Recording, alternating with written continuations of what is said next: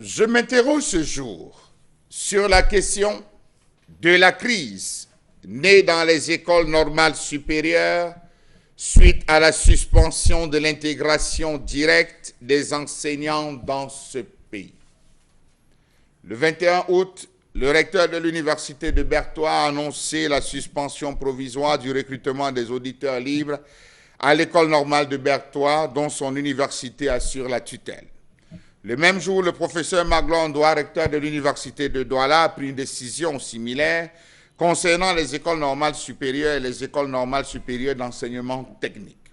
Ces deux responsables ont expliqué que cette suspension répond à la nécessité d'une meilleure lisibilité des contours et proportions de recrutement des auditeurs libres dans les écoles normales supérieures et écoles normales supérieures d'enseignement technique. Mais de l'avis de certains pédagogues et enseignants, le mal est plus profond. Pourquoi avoir vendu le rêve à ces milliers de jeunes en formation dans les différentes écoles supérieures de formation que sont générales ou techniques si la finalité devrait être celle que nous connaissons, black-out?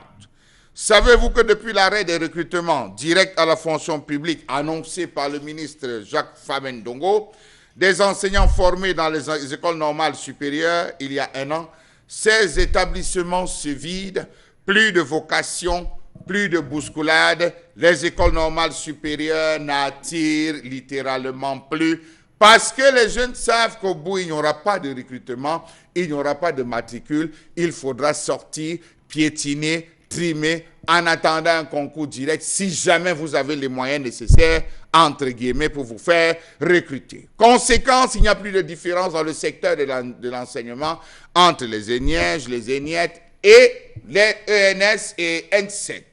Depuis la rentrée académique 2023-2024, les premières années de l'école normale supérieure, les ENS n'ont accueilli aucun étudiant régulier, ce qui handicape considérablement le MINSEC, qui, lui, à la recherche des enseignants, est déjà confronté à une fuite massive des cerveaux.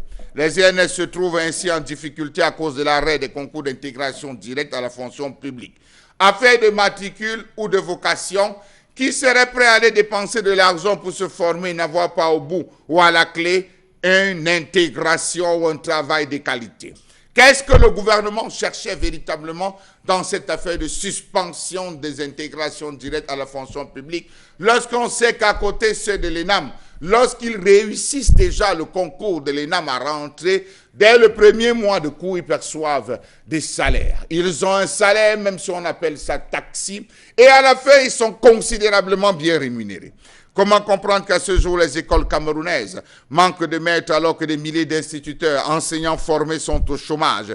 Une inadéquation regrettable lorsqu'on sait qu'il n'y a pas quelques jours, le responsable, le délégué régional de l'extrême nord disait qu'il y a un gros déficit d'enseignants remarquable dans presque toutes les 10 régions du Cameroun. Après les instituteurs, les médecins, les infirmiers, les ingénieurs, voilà la même souffrance qui se répercute sur les enseignants.